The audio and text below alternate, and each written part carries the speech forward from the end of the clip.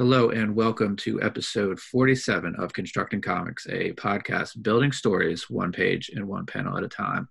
On this episode, we have a review of The Power of 10, Issue 1, The Last Dream of Professor X. This comic was released by Marvel Comics on July 31st, 2019, with a creative team of Jonathan Hickman as your writer, R.B. Silva as your penciler. You have two inkers. You have Adriano Di Benedetto and R.B. Silva, and my apologies for butchering that name. Colorist, again, is Marte Gracia.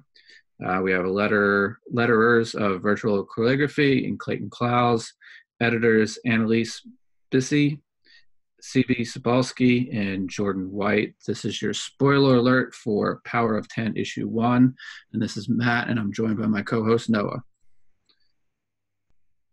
Hey there. So Noah, why don't you lead us off with some initial thoughts, and then we'll dive into the slides and some of our thoughts on the issues, or the issue, I should say.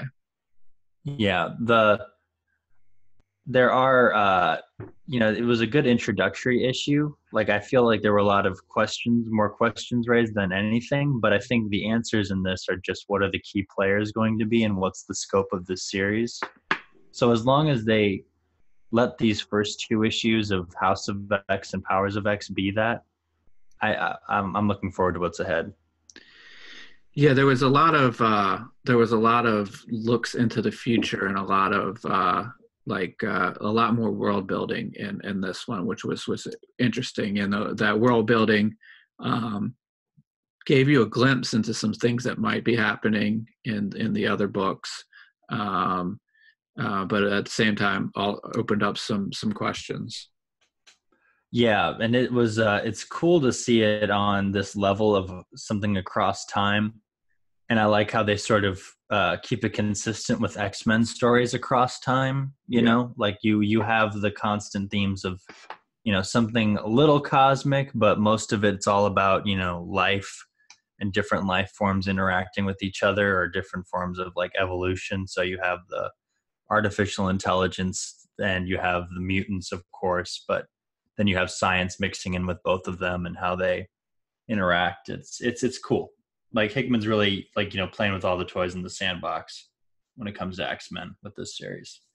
Yeah, it's certainly a new take, but it's touching on all of the key points and a lot of like fan favorites of things that have been in X-Men lore. Yeah, and we also get to see some fan favorites in one form or another in this issue. Again, more Professor X, more Magneto, and more Wolverine this time around. Definitely. And by more Wolverine, I mean one page, but still it's Wolverine.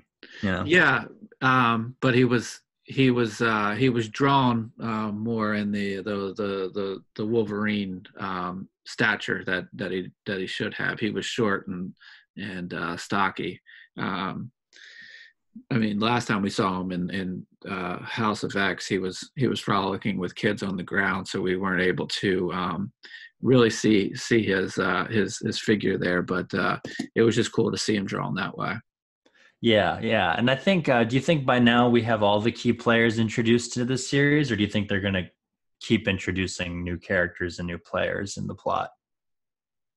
That's a good question. I think we might see some more. I mean, we have 12 issues total. Who do you think we might see?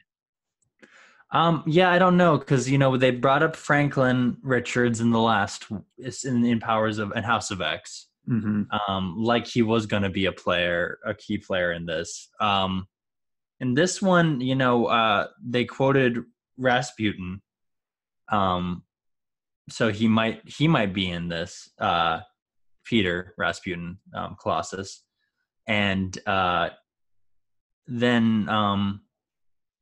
Yeah, so they had a lot of like little appearances of big characters in Powers of X, and same in this one as well. You had little appearances of different characters. This one, they have Moira McTaggart is in this, And so I'm wondering if they're gonna bring in David Haller, if he's gonna be a character. You know, they he was on one of the Omega lists in the last issue, but I'm wondering if her and David might be a bigger player going forward, or maybe that's just wishful thinking because I love that character. Yeah, I was thinking about it. Didn't we see Peter planting flowers in the first couple of pages of the first issue? Yeah, we just see his hand. That was it. And Uh, same, we see Storm, we see Beast, we see we see Iceman, we see a lot of different people, like little snippets of them. So one person I think we might see, and this is just me thinking, we get introduced to a lot of like different time periods.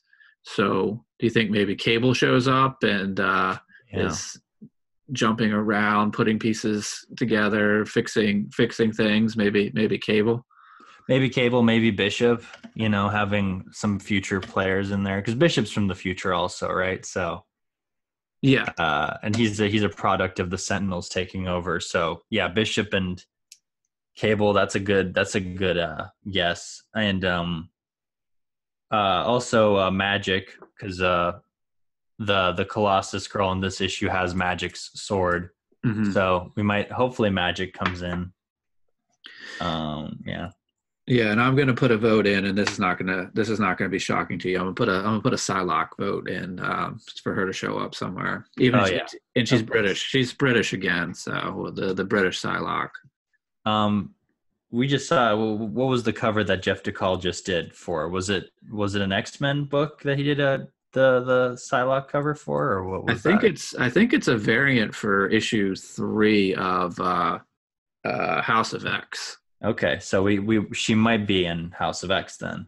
So yeah, but part of me wonders how much that's just the subject matter with the artist. DeCall tends to draw the ladies, so they're like, draw us somebody, and that was sort of the default. But yeah, he drew Psylocke, and none of the ladies that we've been introduced to so far, not Mystique, not Jean Grey, Yeah, and there's we could probably talk about this in maybe some of the other episodes that we do, but there is a couple of series that are announced spinning out of it, and oh wow, there's like a Fallen Angels. Is it Fallen Angels title? There's a Fallen something, and Psylocke is featured on the cover of that one. So New Mutants was just announced too, right? What's that? New Mutants. Yeah. Series. Yeah. So yeah. All right, let's dive into the issue. Do you want to pull up your slides here with a screen share? So a lot of the stuff at the start of this is stuff that we've seen in sort of the promo issues. But why don't you start us off here? Yeah, and you posted about this on our social media page for the podcast. This is just a great page with some great intro beats. Yeah. Just setting up what the timelines are going to be throughout this issue, where we're going to be jumping around. And it's pretty linear, the story. They just mainly jump forward. No jumping back or anything like that too much. It's just sort of introducing the characters throughout time. So you have Professor X in year 1. It seems like almost like a retro 60s timeline. Yeah. Sort of like the classic Kirby Lee timeline. Then you have Professor X in what I think is the current, present timeline, which was what the most of Powers of X took place in. Then we have the Nimrod, who's a key figure in the year 100.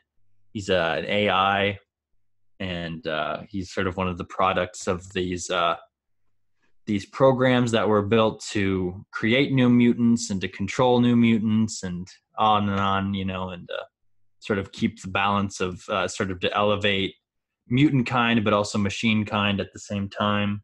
Mm-hmm. Then you have this dude whose name I can't remember. But he basically is one of the products of that sort of machine mutant marriage of the future. And he even speaks with a version of Nimrod in that future as well. Can we go back to the second panel here, this one? Yeah. All right. So we could probably have a pretty long discussion on this. Is this Xavier? I think it is. I don't think it's anything like a clone or anything like that, or, you know, if it's anything, wasn't it Hickman that brought in like the alternate Reed Richards and stuff like that? Was that one of his inventions? Yeah, he was the maker. The maker, yeah. So I'm sorry, go ahead. Oh no, I was just saying, if anything, it could be something like that. This character reminds me a lot of the maker. Yeah, I've heard some speculation. Some people are thinking that the helmets are very, very similar. But I'm starting to think that this is not Charlie, because it is Charles Xavier. It's he could be under the influence of someone like well, what's his name? Farouk, the Shadow King. True. He could be underneath some kind of power, like of another Omega level mutant. So it could just be the body of Xavier and have an Omega level, mutant inside him. Or he could just be sort of like, I mean, what I'm hoping is like, and then they explore, is it just Xavier pushed too far, and, to the point where he basically agrees with Magneto. That's sort of what we're presuming at this point. We're like, yeah, this is what they've told us. That's sort of what we can presume most of all. But yeah, you never know with Hickman, what's going on. I mean, he's constantly wearing this Cerebro helmet on his head. So it could be him, but there's the fact that he's constantly at least 2/3 of his face covered. There's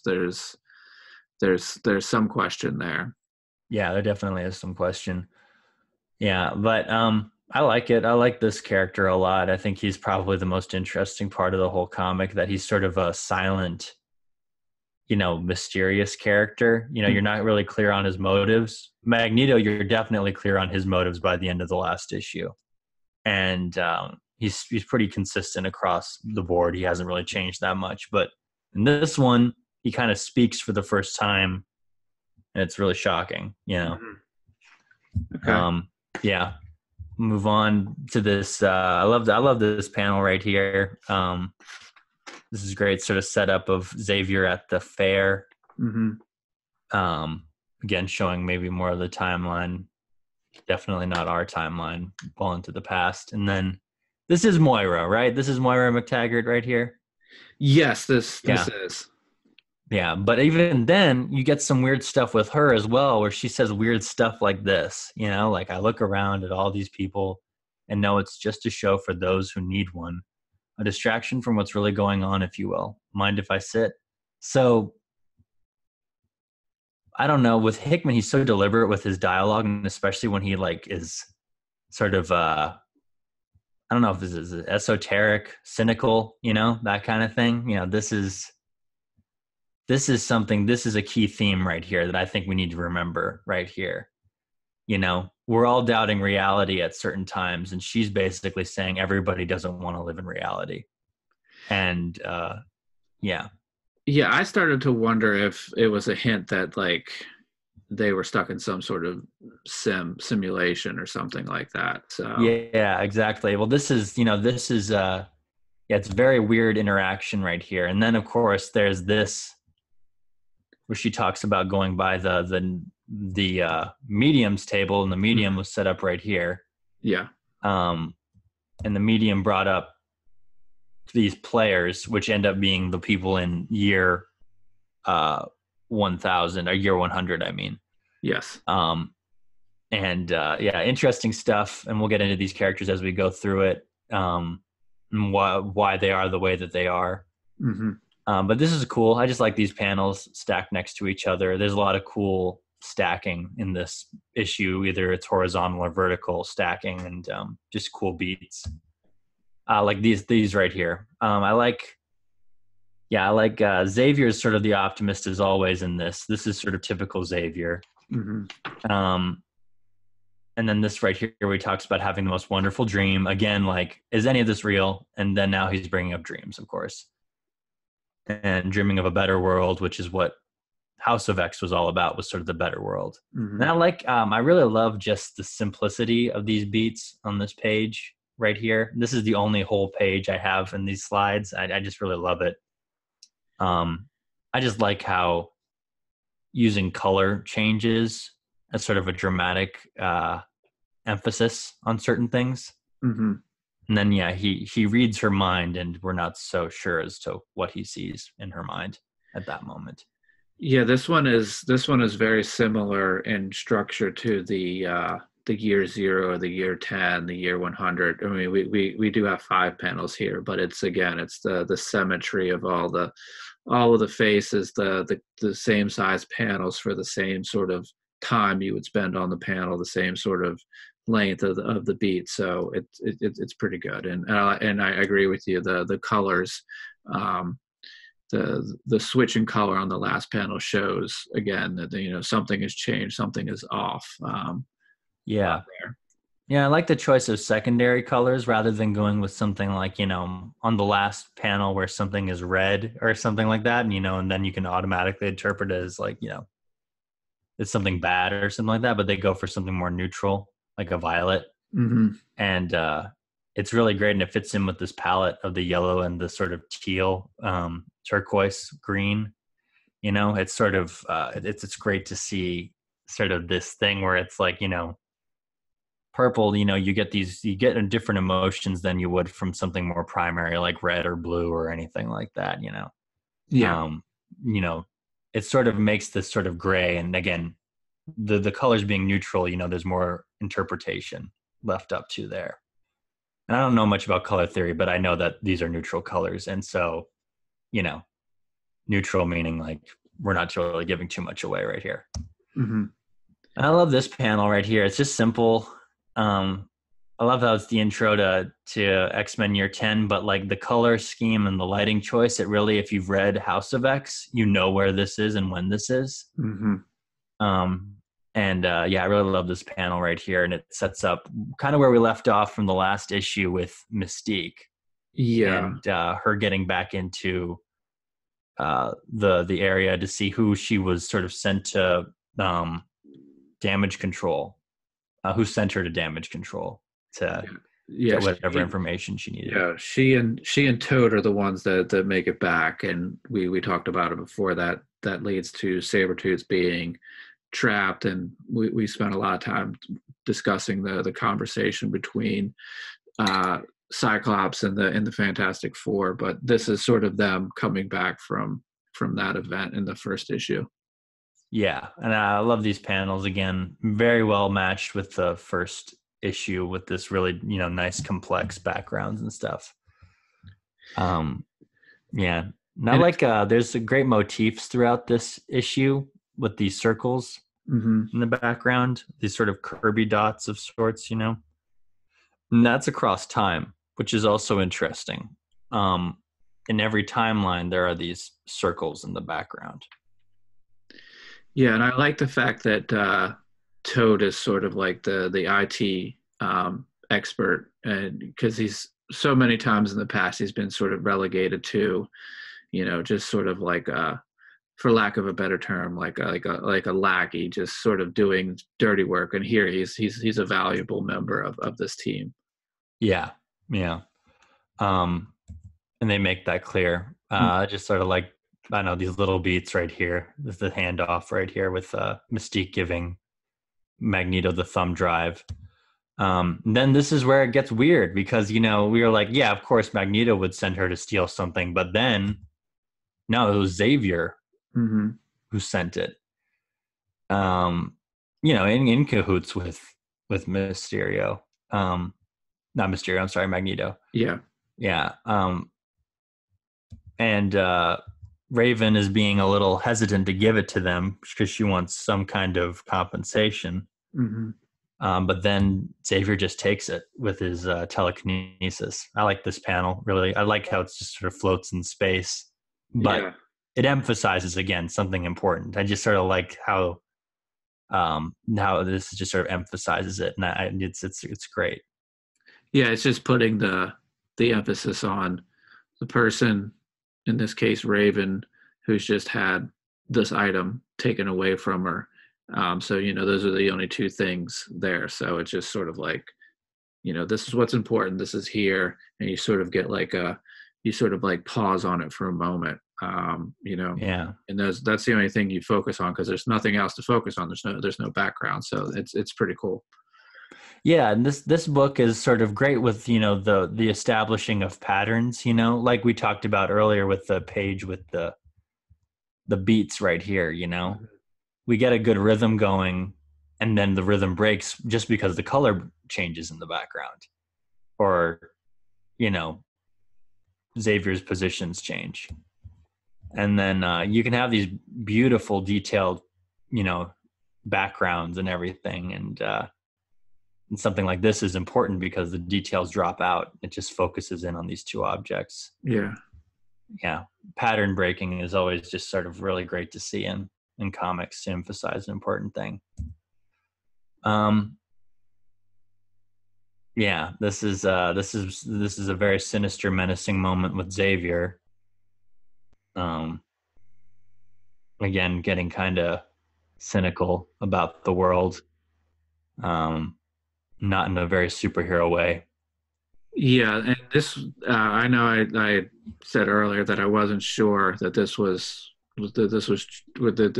Charles, but again, actions like this make me question that a little bit more. Yeah. Yeah. Yeah, but then we jump ahead to year 100, Mm-hmm. where it's kind of like Days of Future Past, but way more complicated. Yeah. And basically, like, it's mutants at one point weren't able to control their, like, new mutants being born. So basically, they gave it over to machines and Mr. Sinister, in essence, and he started breeding his own, like, breed of like mutant weapons. And then all these other different factions broke off, and you have different machines warring with different mutants, and you have Hounds and Sentinels working together to break down and destroy some of these factions that have risen up from either mutants that were created as weapons, or were just sort of I can't remember what they're called, but the mutants that basically were the mistakes that Sinister made.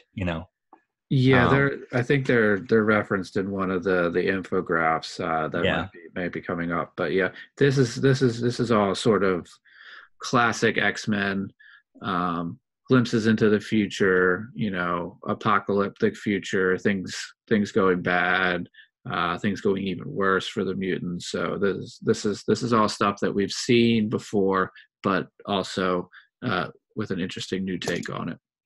Yeah, there's again, kind of like what we talked about in House of X. There's already the detailed world of X-Men, and then Hickman came in and made it even more complicated. Mm-hmm. But like, yeah, as he's one to do. We get a reference to some of the technology or the plant life in this sequence, and it kind of almost mirrors Mystique and Toad and Sabretooth's heist right here. Mm-hmm. Even to someone being left behind while they're trying to get a portal to the mutant haven that still exists in this timeline. But unlike in the last one, it's sort of just a gate that is in the middle of the city. This time they have to grow the gate that transports them to the mutant haven. Yeah, we also, very similar to that sequence in the first issue. Somebody gets trapped in a force field and doesn't make it through. Again, three members of the party, two make it back, one doesn't because the one individual is trapped. Right. Yeah, and you have these sort of non-typical Sentinel designs with this spidery looking guy, but then in the background and looming, you have a more classical Sentinel. And then you have the Hounds in their cool, scary looking costumes as well. Yeah. Love this cool moment of this mutant who's sort of a spawn of of Colossus and Kitty Pryde, and of course Magic, because she has Magic Sword. Hopefully we find out how she got Magic Sword. Be really cool. I love her design. I love the like little red shoes mixed in with the black and everything, and then of course they have the yellow mixed in, as classic X-Men costumes need to have. But she has a cool fight with the Hounds and with the Sentinels. Here's a close-up on the Hounds and their cool design. Yeah, that is pretty cool. Yeah. Then we get into some explanation about Mr. Sinister stuff. Mm-hmm. And this is just sort of one of the many infographics about all the different genes that they use to splice together to make new mutants.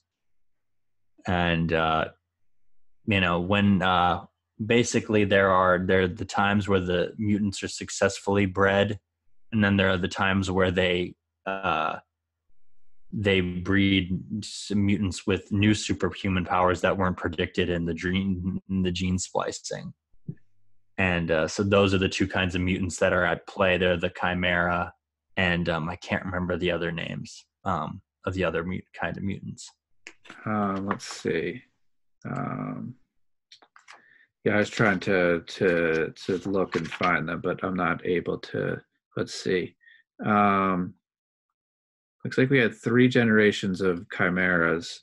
Right, because the Chimera were the second generation of the breeding that Mr. Sinister did. Okay. I do have a question or something that we could probably break down.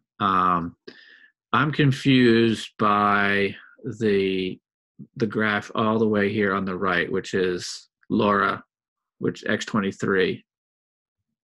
And this is just typical, just thinking things through way too much. But he's cloning for the healing factor. Why wouldn't he clone Wolverine? Why would he use the clone of Wolverine for the healing factor? Just seems like you would be opening yourself up for more failure there. But that's just a nerdy nitpick there. Yeah, he's cloning the clone. Yeah. Yeah, I wonder if that's just because wasn't Laura? She was sort of a Mr. Sinister experiment, wasn't she initially in the comics, or am I? No, I thought she was up with the movies. I thought she was like a continuation of the attempt at another Weapon X program, but I may have that one wrong. So yeah, I don't know too much about X-23 besides what I know of the movie and stuff like that. Then we move on to same timeline, the Tower of Nimrod the Lesser. Now, Nimrod, I always look up when I see sort of like characters that are new to a comic book series or even in literature in general.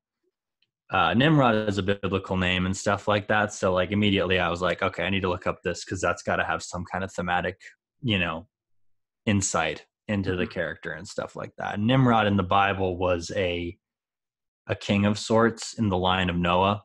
And he was sort of one of the guys associated with the building of the Tower of Babel.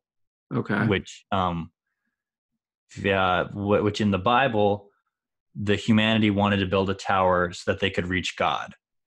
And when God found out that they were trying to build a tower to reach him, he tore it down and made it so that they couldn't communicate with each other. So he created new languages amongst all the people and created then factions of humanity. Mm-hmm. So Nimrod builds a tower, not unlike the Tower of Babel. And then he's also having to deal with factions of different people and, creating different factions of people as well.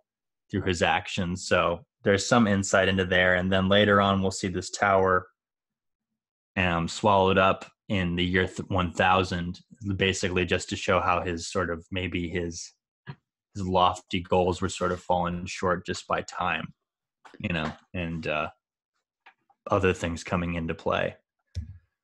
So yeah, here's Nimrod on his throne. Pretty cool Kirby-like shot right here. They drug the mutant that got left behind and into him basically for interrogation. You can always tell when an artist loves drawing a character, and like you can tell the artist loved drawing this chick right here. Just because you get a lot of shots like this where it's just her and nothing else, or like, he just loves to show off the cool design right here. And I think he should, because this is a cool design. Yeah. And I love this character. She's basically Nimrod's right-hand woman, and very cool, very strong. Like right here, these two panels, and then this one right here where it's like, he's doing as much cool stuff with the backgrounds of this character as he possibly can, even with using Nimrod as a framing device around her on this page right here. Like, you can tell I'm like, yeah, this guy really enjoys drawing this character right here, Yeah. Is this character named in, I mean, I know Nimrod calls her Omega early on, but this, other than that, this character's not named. No, she's not. I don't think so, at least. If she did, I missed it completely. Yeah, that was in part of my reread. I tried to find if she was named, and I couldn't find her named other than him, Nimrod, referring to her as Omega. Yeah. Yeah, I don't think she has been named yet, but she's definitely a mutant machine hybrid. Was probably a hound at one point, and so worked her way up to being a second in command. And she has a lot of, Nimrod has a lot of respect for her. And like, she has almost as much of authority as he does, and through her actions we see that. Oops, jumped out a little too much. And they basically put the mutant that escaped into this thing called the bath, where mutants machines get stripped down basically into raw data, or like melted down basically through some kind of conversion process. And so Nimrod's trying to find out about sort of the rebel faction trying to take down his power. And the way he's going to do that is by melting down this mutant into raw data. Yeah. And then we have this divisive, I guess. Well, yeah, not divisive, but I guess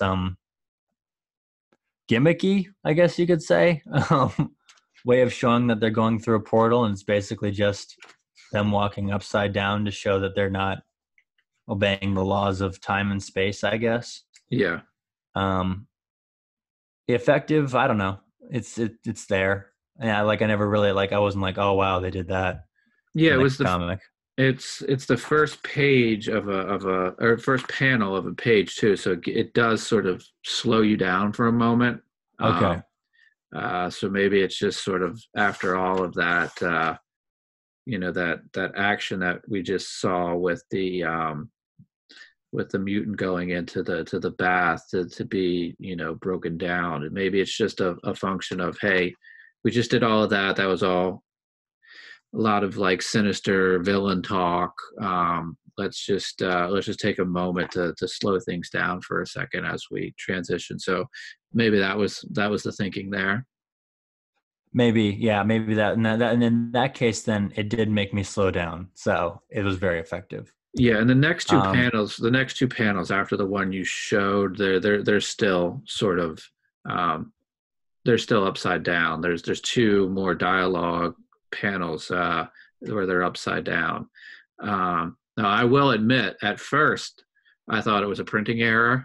Same. And then I was like, nope, it's not a printing error, because the text is in the correct direction. So they are upside down. Yep. I thought that exact same thing too. I was like, oh no, what happened? But I was reading it digitally, which doesn't make sense, but I don't know. That's what I thought. And then, we get our look at Wolverine hanging with a green Magneto. And do you know who these? Do you know who this ghost dude and who the tree man is? Okay, so I think that's Zorn, Okay, and is that Groot? that's what I thought, but yeah, I didn't spend too much time thinking about it. I was like, they'll probably explain it, but Zorn and Groot, I think And it's a cool team up. I'm wondering if that's so. If we've gone, what year are we in? Are we in year 100 or year 1000 when we come out of 100. 100? So is that possibly not Magneto? Is that possibly like Magneto's kid? I mean, or has he just decided to, hey, I'm wearing my green Magneto outfit today? Yeah, was he like a offspring of Magneto and the Enchantress? I wonder. He's kind of got some Asgardian stuff going on here. That's true. Yeah. Yeah. But yeah. So if that is Groot, what would Groot? Why would Groot be on Krakoa, just chilling with crazy mutants? He needed some like he maybe Rocket died by this point, so he needed a like at least a rodent themed little guy to hang out with, and he was like, oh, Wolverine. Well, spoiler alerts, and I'm not reading it, but I think they are hinting at the death of Rocket Raccoon in the Gardens of the Galaxy that's going on now. Oh, that sucks. Yeah. Now it's comics, so he'll be back. He won't stay dead, or he actually won't die. But yeah. Or could this just be like Krakoa, this sort of representing himself in sort of like a plant human like being, so that he can walk around and communicate more with the mutants that are living on him? Yeah, I wonder if that's a cool idea too. But Logan has some old man Logan stuff going on here as well. Yeah. The chin beard and the white and stuff. So that might just be an artist nod to like, if this is old man, this is just like literally old man Logan, not, old man Logan proper. Mm-hmm. But it's cool. I like this sort of older Logan, and he looks more like his normal self, right? Rough and tumble and serious, and basically taking the role of what Magneto is in the future, in the present timeline, where he sort of sent these mutants out to get some information that will turn the tide.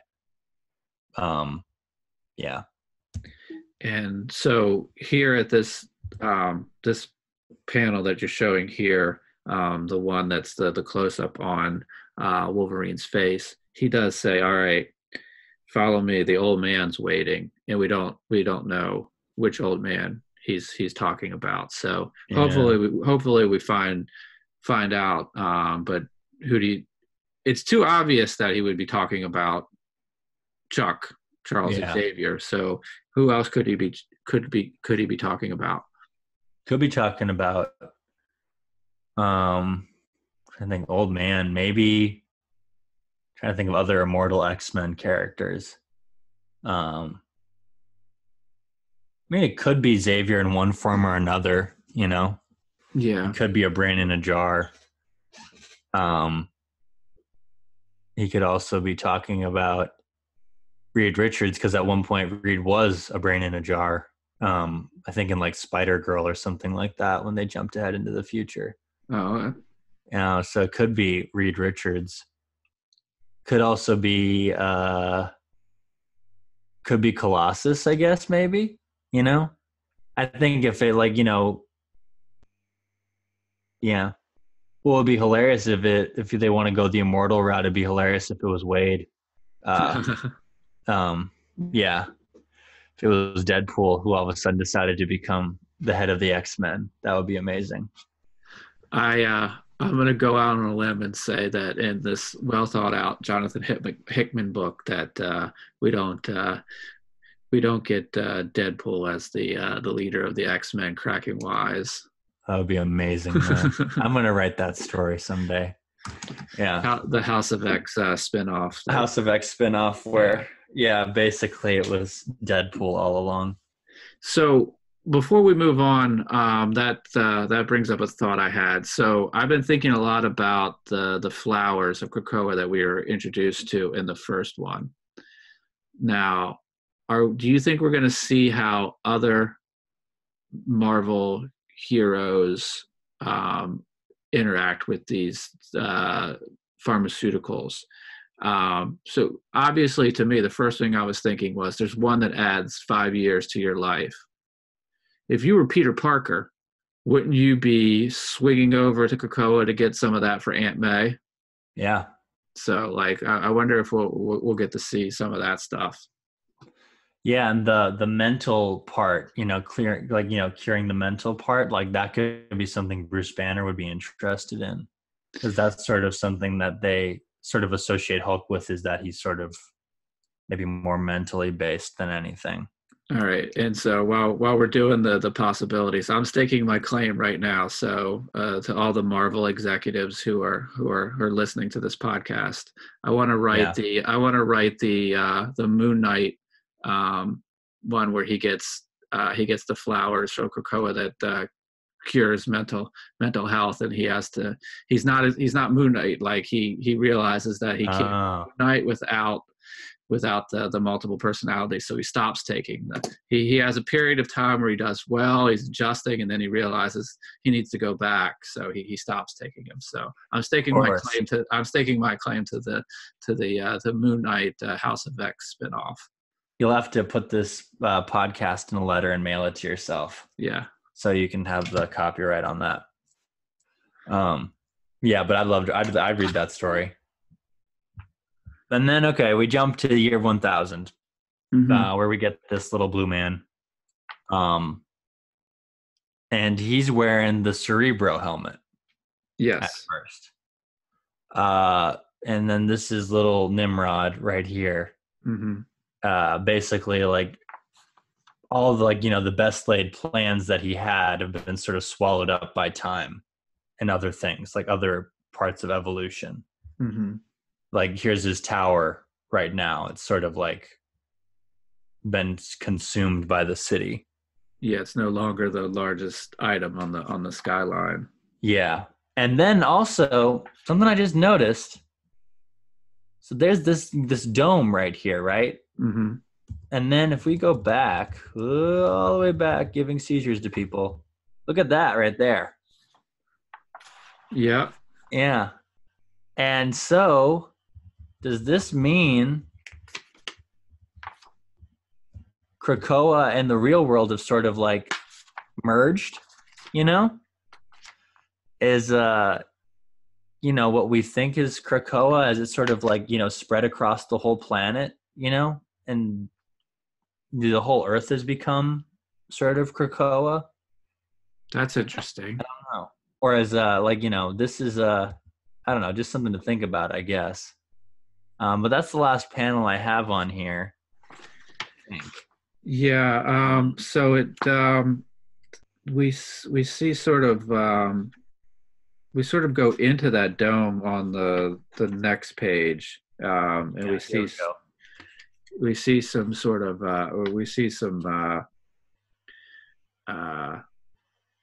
almost like Adam and Eve figures coming out of this, this light and this lush wilderness. So yeah, but they talk about humanity.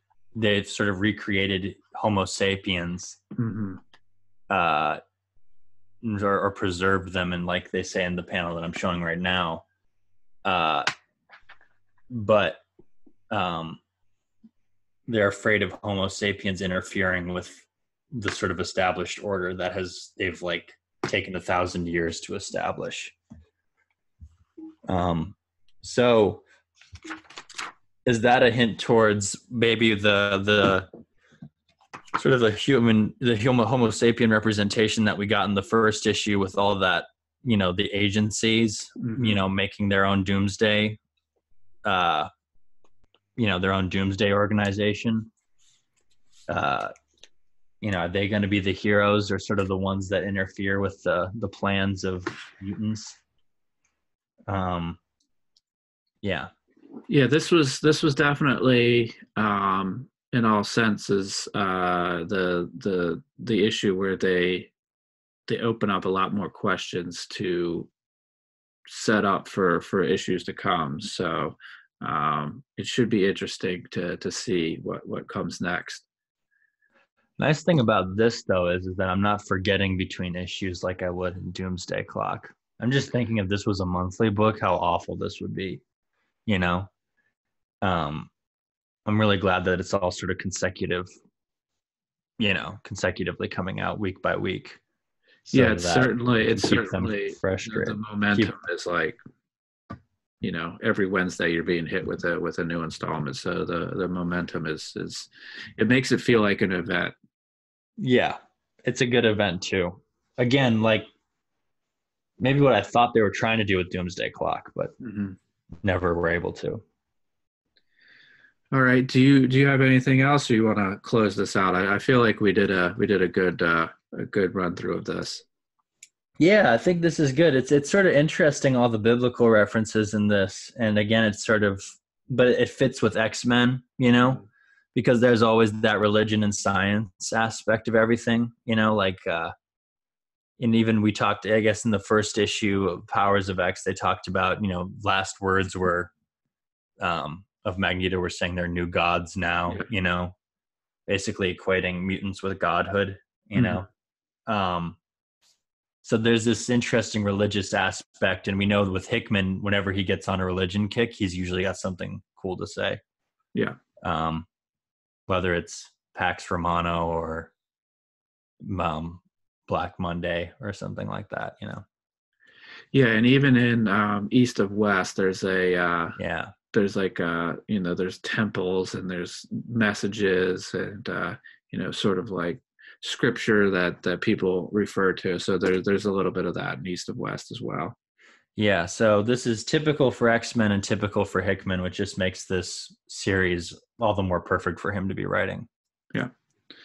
All right, so I think that's going to do it for us. So that was our review of the first issue of Power of X. If everybody could go on to Apple Podcast and rate and review this podcast so other people could find it, we would really appreciate it. If you want to give us a follow on social media, we are on Twitter at ConstructCompod. We are on Instagram at ConstructingComicsPod. I'm sorry. Yeah, that's right, at ConstructingComicsPod. And we are on Facebook at Facebook.com/Constructing Comics. And we're going to put this video up on our YouTube channel, which is Constructing Comics. So again, this being another visually heavy episode. If you want to see the pages and the panels that we talked about, go to that YouTube channel. We'll provide links to all of that in the social media. And I'd like to thank everybody for joining us, and we will be back with another episode very soon. And one more thing. Yeah. If anyone is reading along with us, while they're listening, and if anyone's listening and you have other insights into these books, like I would love to know them. So send a message on Instagram or Facebook or leave a comment on YouTube. It'd be great to get a conversation going and, so we can all do some fun deep diving into something that we love.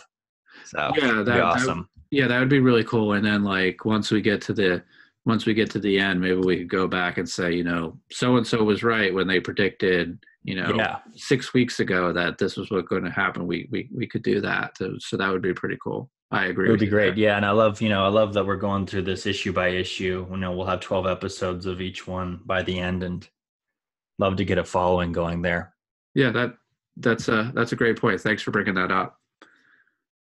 All right. Yeah. So thanks again, and we'll be back very soon with more.